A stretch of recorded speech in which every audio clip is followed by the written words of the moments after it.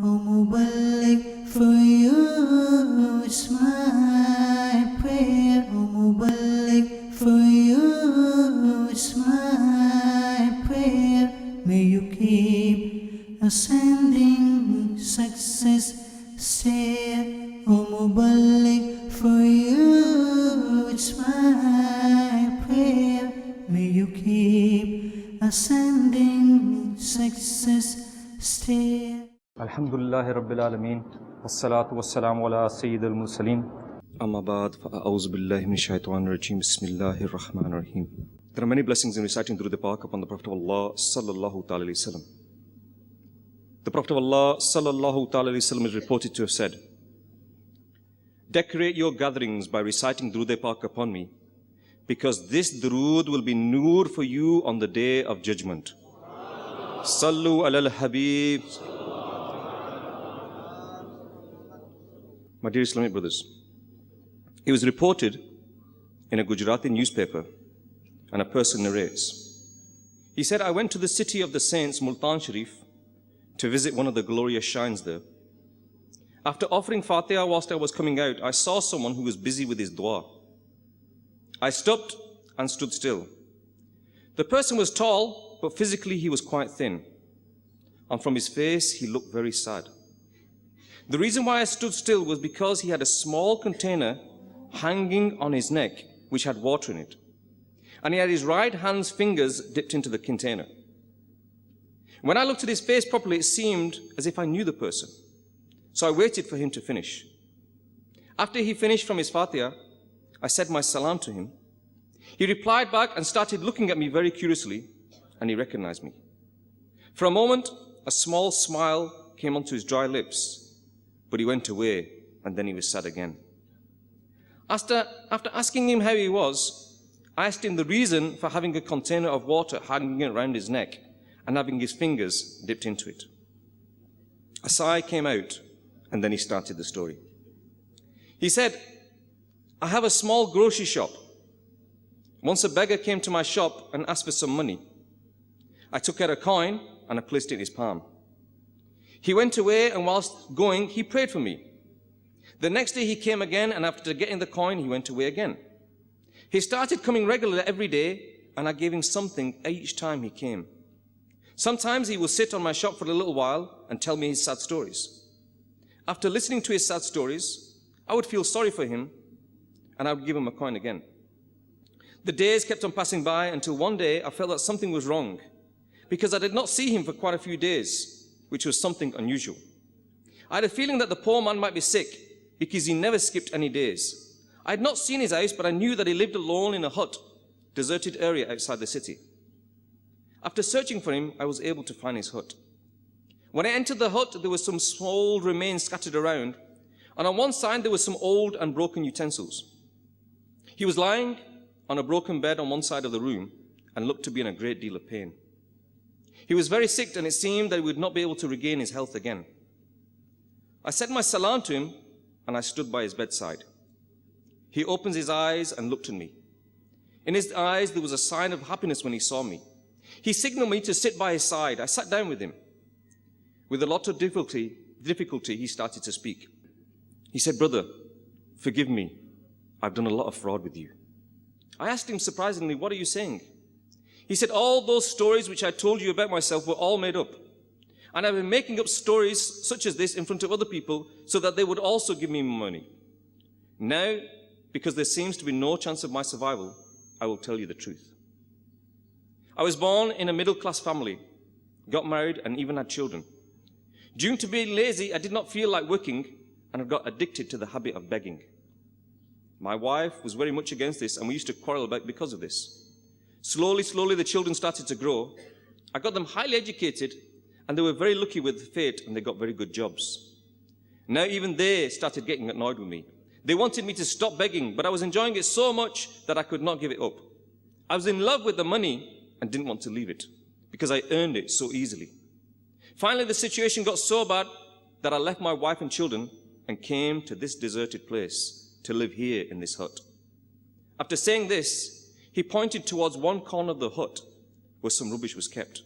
He asked me to remove the rubbish to one side and open one of the 4 sacks that were kept under there. I did exactly as I was told. As soon as I opened the sack, I could not believe my eyes. The sack was full of money. Now that beggar seemed very mysterious to me. He said, all of these sacks are full of money.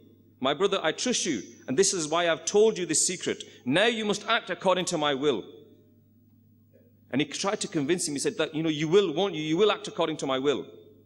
And when I said to him that I would, he said, I have loved this money a lot. Because of this money, I have left my wonderful home. I never did anything good. I never wore good clothes. I kept on satisfying myself by just looking at this money again and again. He then stopped for a while and then said, bring me a bundle of my money so that I can look at it and kiss it. I took some notes out of the sack and gave it back to him. There was a glitter in his eyes. He took the bundles from my hand and put them on his chest, and he started kissing them one note at a time. He kissed one bundle and then he placed it on his eyes.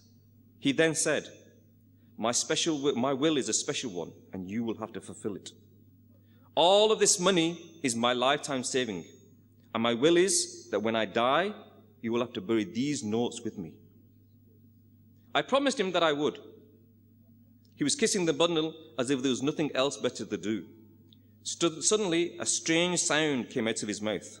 I got scared and started shaking with fear. The hand in which he was holding the notes was now hanging by his bed. The notes had fallen on the ground, and his head turned on the other side, and he was dead. I quickly gathered all the notes that were on his chest and on the ground and put them back in the sack. I tied a tight knot on the opening of the sack, and after this, I put them amongst the rubbish once again. With the help of some trustworthy individuals, I buried him somehow, and I managed to dig a huge grave and buried those sacks along with him.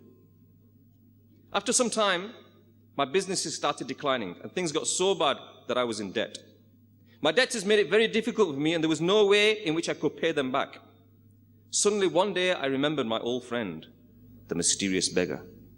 I felt so foolish that I'd buried all that money with him, and according to his mill, obviously the money could not benefit him in the grave. And he kept on saying to him that had I not kept it then today, I would have been more richer. Shaitan started giving me more deceiving ideas. Like it's not too late. The money will still be in the grave. This idea sounded good to me, and I decided that no matter what happened, I would get them sacks out. One night, I took tools to dig the grave and went to the graveyard. I was standing near his grave, and there was a horrifying silence all around me. My heart was beating very fast due to some uncertain fear, and I was soaking with sweat. Finally, after gathering some courage, I started digging his grave. After 2 to 3 strokes, I started feeling better. And after a little hard work, I managed to dig a hole into the grave. All I had to do was put my hand inside the grave. But again, I started to lose courage. My whole body started shivering due to the fear. Different horrifying thoughts started coming into my mind. Something was telling me to go back and was stopping me from destroying myself by taking the money. But finally, greed overcame me, and the vision of becoming rich again boosted my morale and encouraged me by telling me that I just need a little bit of courage. I'm very, very close. The quest for money made me forget the consequences of this, and I put my right hand into the grave through the hole. I was searching for the sack when my hand reached something hot. Because of the pain and the fear, I screamed, and my scream got lost in the horrifying silence of the graveyard. I removed my hand from the grave and ran away as fast as I could. My hand was badly burnt, and I could feel the pain. I wept and begged for forgiveness to Allah Azza wa Jal, but the pain in my hand was still there. Until now, I've shown my hand to a lot of physicians, a lot of health doctors, but the burn on my hand is the same. It never goes away. I only feel a little relief when I put my fingers in the water. Therefore, I try to keep my hand in the water as much as I can. After listening to this horrifying story, my heart became disgusted with the world, and I started hating the worldly power of money.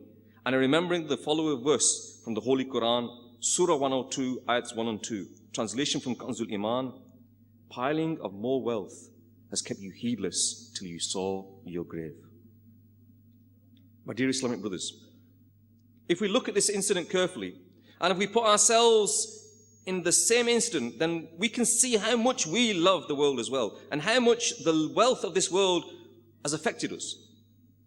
The Prophet of Allah sallallahu ta'ala sallam is reported to have said that the mother of all evil is the love of this world. In Surah Fatir verse 5, translation from Kanzul Iman, Allah Azza wa Jal says to us, O mankind, surely the promise of Allah Azza wa Jal is true. Therefore not the life of this world deceive you, and let not the arch deceiver deceive you in the respect of Allah Azza wa Jal. In a hadith of the Prophet of Allah Sallallahu Alaihi Wasallam, we are told that the world is like raw meat, dead flesh, and those who run for it and try to achieve it are like dogs. Today, my dear Islamic brothers, we all have thoughts and goals in our minds. Some of us want to become rich. Some of us want to have a big house. Some of us want to have a flashy car. Although there is nothing wrong with this, but the problem occurs when we become negligent, when we stop thinking about the hereafter, when we start going far away from the faras, the Quran and the Sunnah. Then is when we become indulged in the love of the dunya. Then we will go to any extent to get this wealth. Even if it is haram, we don't care. It doesn't matter how, we just want it. Truly the chances of becoming negligent when we find ourselves in possession of worldly wealth increase. We must not pray to negligence, because negligence pulls us away from Allah Azza wa Jal. Allah Azza wa Jal says in the Quran, I give you the translation from Kanzul Iman, Surah Munafiqun, the 9th verse. O you who believe, do not let your wealth or your children distract you from the remembrance of Allah Azza wa Jal. Those who do so are the losers. In another hadith of the Prophet of Allah Sallallahu Alaihi Wasallam, the Prophet of Allah Sallallahu Alaihi Wasallam is reported to have said that 2 hungry wolves, if let loose amongst a flock of sheep, cause less harm than a man's eagerness to increase his money and his prestige. Meaning that the love of this world causes more harm to oneself, one's own iman, than 2 wolves would do to a pack of sheep. Sayyidina Usman Ghani radhiyallahu anhu has said that Allah Ta'ala only give you this world so that you can prepare for the hereafter, and not so that you can get less lost in the luxuries. Indeed, the world will end and the hereafter will always remain. Don't let the ending world make you negligent of the always remaining hereafter. Don't give up this ending world more priority than the always remaining hereafter, because this world will soon be terminated. Indeed, you will return to Allah Azza wa Jal. Fear Allah Azza wa Jal, because this will stop the punishment and is a way of getting you closer to Him. But dear Islamic brothers, we have to live in this dunya. And the example we can give is the dunya is like the sea. And we are inside the ship. And we need the dunya to be able to get to our destination. We are sent to this dunya as a test. And whilst we are in this dunya, we use the ship to get to our destination. The problem occurs when the sea starts coming inside the ship. When water starts getting inside the ship, that is when the ship starts to slow down. And if so much water gets inside the ship, then what happens is the ship sinks. And that is what has happened to around us. If we look at how much the pious people of Allah Azza wa Jal had for the world, then we can see how they lived their lives. If we compare ourselves to Hazrat Sayyidina Yazid Yakhashi Rahmatullah, who at the time of the death, they started to cry. And when someone asked him, why are you crying? Listen to this, my dear brothers. He replied that I'm crying because I would not have the opportunity again to stand in qiyam during the night. I will not have the opportunity again to fast during the day. And I will not have the opportunity again to attend mehfils of zikr. Do we have this thought pattern inside us that when the time of death comes to us, will we contemplate that, Ya Allah, I'm not going to be able to pray again. Ya Allah, I'm not going to be able to fast again. Ya Allah, I'm not be able to go to zikr again. Ya Allah, I'm not be able to go on the Madani kafilas again. Ya Allah, I won't be able to go to the ijtima'as again. Is that what our thought pattern is going to be like? I somehow doubt it. I somehow doubt it. The Prophet of Allah Sallallahu Alaihi Wasallam reported to have said that your love for a thing causes blindness and deafness. And we see all around us that when we have this hunger for wealth, then we don't care. We don't ask, is it halal, is it haram? We just don't care. We just see that our bank balance is increasing, the money in our pocket is increasing, our house is getting bigger, our car's getting bigger. We don't care where the money is coming from, because we're deaf and we're blind. We don't see what is happening around us. The Prophet of Allah Sallallahu Alaihi Wasallam is also reported to have said that if the son of Adam was given a valley full of gold, he would love to have a second one. And if he was given the second one, he would love to have a third one. The Prophet of Allah Sallallahu Alaihi Wasallam goes on to say, nothing fills the belly of Adam's son except dust, and Allah forgives he who repents. The Prophet of Allah Sallallahu Alaihi Wasallam is also reported to have said that the heart of an old man remains young in two respects: his love of the world and his hope of living a long life. Do we actually admit to ourselves that we have the love for the world inside us? Many of us, when we're listening today, we're thinking to ourselves that, okay, maybe, what he's saying is okay, but I don't love the world that much. I pray my namaz, I fast during the month of Ramadan, I read the Quran. I don't love the world as much as he's not. The examples that he's given are very extreme. Let's ask ourselves. Let's give ourselves some little tests. We are told that the Prophet of Allah sallallahu alaihi wasallam is reported to have said that if we were to miss one salat, it is as if we have lost all of our family. Now, why does this hadith not have an effect on us? If I was to say to you that every time you miss one salat, you'll be fined £10, how many of us would miss a salat? We'd all make sure that we read our salat 5 times a day. If I was to say to you that you miss the salat in masjid, if you're not at the Jummah prayer, you lose £100. How many of us would miss that? If I was to say to you, you miss one fast during the month of Ramadan, you'll be fined £100. How many of us would miss a fast during the month of Ramadan? It's our mindset. Our mindset is all rotated around the pound and the dollar. We are told that if you read your namaz with Jamaat, the reward is 27 times more than reading it at home. If I was to say to you, if you work at home, I'll give you £5 an hour. But if you go and work 1 mile down the road, I'll give you 27 times more per hour. Who would work at home? Who would stay at home? We would all travel that 1 mile. If you forget 1 mile, 10 miles, 50 miles, 100 miles we would travel. 27 times more money. Who's going to stay at home and work? If you work for a company and you have a uniform, and the boss says to you, look, if you don't work your uniform, I'm going to cut your wage by 50%. How many of us would say, nah, I don't want it. Leave it at home. We would all make sure our uniform is pristine. We would all make sure 24/7 our uniform is. We don't want to run the risk of losing some money. The month of Ramadan coming, inshallah, azza wa jal. We are told that if you pray farz in that month, the reward is 70 times more than in any other time of the day.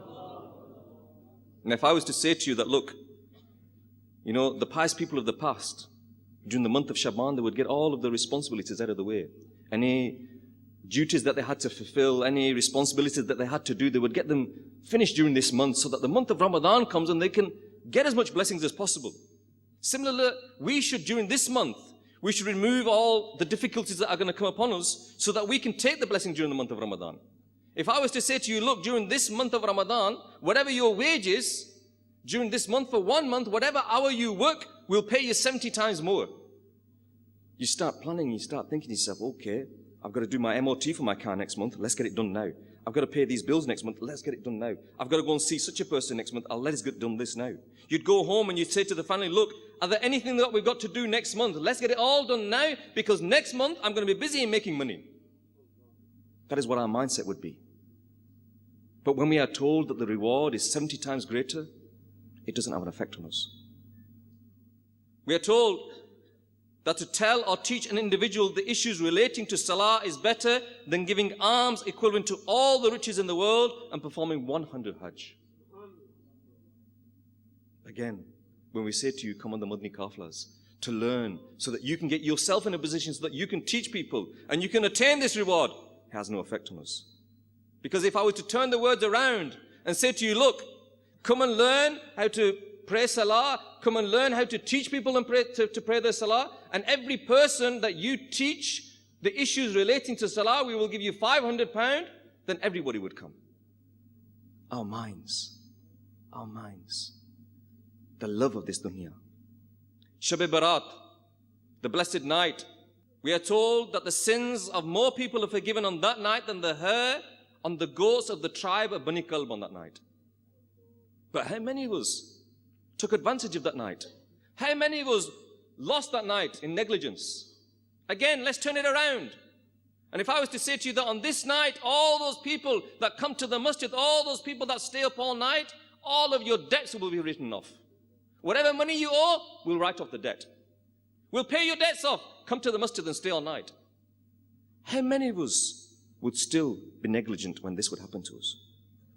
Again, my dear Islamic brothers, it is our minds, it's our mindset, the way that we think. Our minds revolve around the pound note side. They revolve around the dollar sign, revolve around houses and cash and money and business and flashy cars. This is all we think. We don't think about the akhirat. We only think about the dunya. We think we're going to live forever. Nobody realizes, nobody thinks that we're going to pass away. So my dear Islamic brothers, we have established that the love for this world to this extent is a very bad thing. And now, I hope that we can realize that to a certain extent, we have this love of the dunya inside us. So we need to find ways to remove that love of the dunya from us. One of the ways is to think about death. Think about our grave and the hereafter very regularly. But thinking of death whilst being negligent will not help us in any way, as we see funerals all the time, and sometimes we even lower the person in the grave. The best way to think about death is to sit alone and purify the mind of all worldly thoughts. In the UK, in many of the Muslim graveyards, you will see that there are a few graves that have been dug, waiting. Because as we know that as Muslims we try to bury the people that have deceased as soon as possible. And because of the authorities here, it is sometimes easier for us to have the graves ready and dug, and we put a sheet over them. The graves have been dug. The shrouds have been cut. And you can actually go and see the graves that have been dug in the UK. And sometimes when you go to the graveyard, you look at that grave, ask yourself, the grave has been dug. What is the person doing right now who's going to be in that grave in a few days' time? Maybe it's my grave. Maybe that grave that I'm looking at now has been dug for me. What am I doing? I'm going to leave here now and run after money again. I'm going to leave here now and carry on committing sins, but that's where I'm going to be. Do we even think about our death? Do we not realize that them people that have been lowered into the grave today, someone is going to lower us into the grave tomorrow? Is this not going to happen? Do we deny it? Can we deny it? It's not possible. We're all going to die. And the scary thing is we don't know when. Go to the graveyard, look at the gravestones. You'll see, yes, you'll see the 70-year-olds. Yes, you will see the 80-year-olds. Yes, you will see the 90-year-olds. But more and more when you go to the graveyard, you also see the 20-year-olds, the 30-year-olds, the 40-year-olds, the 15-year-olds, the 12-year-olds, the 7-year-olds. There is no guarantee of when anybody is going to pass away. It is going to happen to all of us. And that time's going to come, and when that time comes, we're going to be lying there, and we're going to be looking up, and people around us are going to be crying and screaming. Your wife, your children, your parents. There's nothing that you can do. Then you're going to be taken, and somebody's going to perform the ghusl on you. All your lives, you've been able to wash yourselves. All your lives, you've been able to take your own clothes off and put your clothes on. Think to yourself that this is going to happen to you. Very shortly, we will all feel the pains of death. Our body is going to be lowered into that dark and lonely grave. Think to yourself that I will be lowered into that grave by my loved ones. They're going to put soil on top of me. Nobody's going to sit at the graveside with me. I'm going to be all left alone. They're going to go home.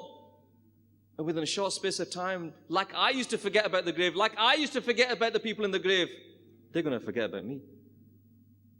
They're going to go on with their normal daily life, like I go on with my normal daily life. Like I forgot about all those people that are in that grave, they're going to forget about me as well. My dear Islamic brothers, and then think to yourself that when you're in the grave, your body will begin to rot. The worms, the spiders, your lips, your face, that many people put moisturizing cream on every day. Many people put oil on the beard on a daily basis.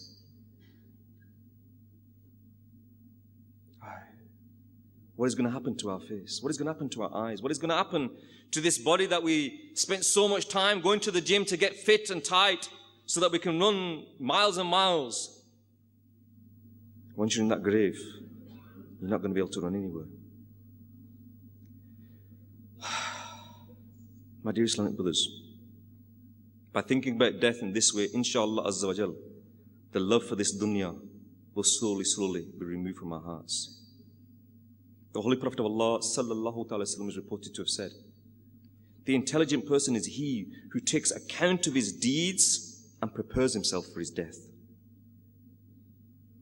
The Prophet of Allah sallallahu ta'ala sallam is also reported to have said, be in this world as though you were a stranger or a traveler. Now a stranger or a traveler, he doesn't stop at the service station and build a house there. He stops at the service station, puts petrol in the car, and carries on moving forward. My dear Islamic brothers, just to give you another example. In this country, we have a lot of people that have come from Pakistan and India and many places in the world. They come on student visas, they come on work permits, they come on all sorts of cases. And there are many people that come here, and when the visa finishes, they don't go back. So they are classed as illegal immigrants. An illegal immigrant is someone who doesn't have a right to stay here, and when he is caught, he'll be sent back automatically. And so that person, he lives in fear. He lives in fear that the authorities, anytime, day or night, are going to come to his house, they're going to arrest him, they're going to take him to the airport, and he's going to get sent back home. And because he lives in this fear, what he does is, whatever money he makes, he sends back home. Everything he gets, he sends back home. He doesn't build a house here. He doesn't buy a flashy car here. He doesn't waste his money here. Every penny he gets, he sends back home. Because he knows, any time now, I might get caught. Now think to yourself, that person, he might never get caught. He might live here all his life and never get caught. And maybe there's a chance that the law of the land will change in the future and he will not be an illegal immigrant. They will give him a stay. There is a chance of that. But there is no chance that the angel of death will not catch us. That's going to happen. The angel of death will catch us. What have we sent? I'm not going to say sent back. What have we sent forward? Have we built everything here and not sent anything forward? Everything that we've achieved in our lives, all that hard work that you put in 12 hours a day, 16 hours a day, whatever work you have done, what have you done it for? All for the dunya? Have you done anything for your akhirat? Your dunya is limited. You're going to be here on average. They say the average lifespan is 70 years. Okay, let's say we all live 70 years. And that is no guarantee. But the hereafter is indefinite. It lives forever, for infinitum. So we run after this dunya where we're only going to be here for a short space of time, and we don't know when this dunya for us is going to finish. But akhirat is forever, and we do nothing for it. My dear Islamic brothers, we need to wake up and realize what is happening to us, what is happening around us. Allah Azza wa Jal tells us in the Quran, and I'll give you the translation from the Quran, from Kanzul Iman. Those who love the world more than the hereafter and are barred from the path of Allah Azza wa Jal and desire crookedness, they are far off in error. And Allah Azza wa Jal also goes on to say that the love of this world is but a pastime. It is a game. Lord, the home of the hereafter. This is the life if only they knew. And the same way, my dear Islamic brothers, that we see today that if there's any sport that you watch or anything that you watch, you know, people, their emotions get up and down. They get happy, they get sad.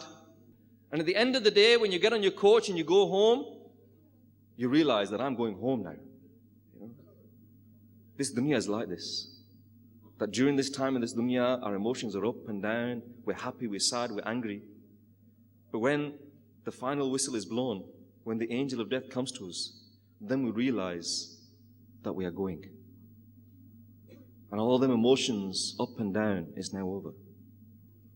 My dear Islamic brothers, what will our last moments be like? There was a person, he used to recite the Holy Quran every day to such an extent that in a whole week, he used to read one full Quran every week. And you know what? When he passed away, he was reading the Quran. Why? Because that is his normal routine. That is what he's doing on a daily basis. And so he was fortunate that he passed away reading the Holy Quran. Ask yourself, where will I pass away? What do I do on a day-to-day basis? Where am I most of the time? Or maybe, yes, it is a fact that, yes, maybe you're 23 hours a day committing sins, and maybe for that 1 hour of the day you're fortunate that you're in the masjid, and Allah Azza wa Jal may take your soul then. But there are greater chances of your soul being taken where you spend most of your time. When you are doing most of your activities, that is when your soul is going to be taken. My dear Islamic brothers, we need to contemplate, we need to think about what is happening to us. We need to remove this love of the dunya away from us and realize we need to prepare ourselves for the hereafter. One of the most beautiful ways that DawateIslami and Middle Sunnah has given us to remove the love of this dunya, to instill the preparation of the akhirat inside us, is the Madani Namaz card. My dear Islamic brothers, my humble request to each and every one of you, if you are not aware of what the Madani Namaz card is, then today, if you do not buy any risala, if you do not buy any book, if you do not buy any CD, if you do not buy any DVD, then take the Madani Namaz card home with you today. If you want to take any gift for anybody, for your family, for your wife, for your children, for your daughters, for your mother, your father, take them a Madani Namaz card. If you take them that Madani Namaz card, and if they read it on a daily basis, you will see a change in yourself, and you will see a change in the people around you as well. Then, my dear Islamic brothers, another way of removing the love of the dunya from inside you is to travel in the Madani Qaflas. When you travel in the Madani Qaflas, you will realize that this world it is a game, it is just a pastime. I can give you an example. There was one brother, he had a garage. And the brothers kept on doing infradi koshish on him to come and travel on the Madani Qafla. And he said, look, I have a garage. My garage is open 7 days a week. I cannot close the garage. How can I close the garage? And the brothers, would still continue to try and convince him. One week he said, okay, mashallah, you keep on coming to me. This week I'll close the garage and I'll travel on the Madani Qafla with you. So he went on the Madani Qafla. And alhamdulillah, I was fortunate that I was also on that Madani Qafla. That on the Sunday night, when we were all packing up things to get them and put them in the car, he started to cry. And when we asked him, why are you crying? He said, I don't want to go home. I've been here for 3 days. I don't want to go home. Let's stay here for longer. And the Buddha started to say to him, look, what about your garage? What about your family? What about all those things? The same excuses that he was giving to the brothers are now saying to him. And he said, forget all that, forget me garage, I'll close the garage down. Let me just stay in the masjid a little bit longer. Please let me stay in the masjid. Only then you will realize what we are and what we should be. By traveling in the Madani Qaflas, this love of the dunya will be removed from you. And you will realize that I need to sacrifice some time. Okay, I have to work. Okay, I have to earn money. Okay, I have to feed the family. Okay, I need to provide shelter for them, provide clothes for them. But don't make that everything in your life. Work to live. Don't live to work. Yeah, we should live to do our ibadat. That's what we should be doing. We should be living to prepare ourselves for the hereafter. But unfortunately, we're living to work instead of working to live. So I pray to Allah Azza wa Jalla, if I've said anything wrong, may Allah Azza wa Jalla forgive me. O Muballigh, for you it's my prayer. O Muballigh, for you it's my prayer. May you keep ascending success stair. O Muballigh, for you it's my prayer. May you keep ascending